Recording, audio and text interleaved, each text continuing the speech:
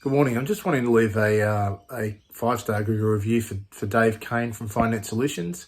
I've known Dave for about 14 months now.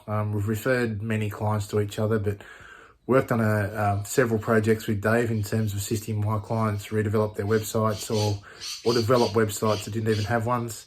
Probably the biggest difference with Dave and Finance Solutions is, as a previous corporate CEO and general manager, I've interviewed some 40 plus web designers in my time.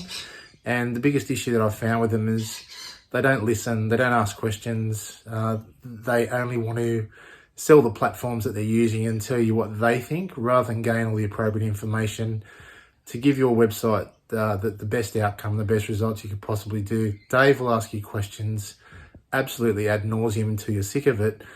But the reason that Dave does that is to actually, as an end user, as a customer, what are you trying to say in your website? How are you trying to engage with them? How are you trying to sell your services?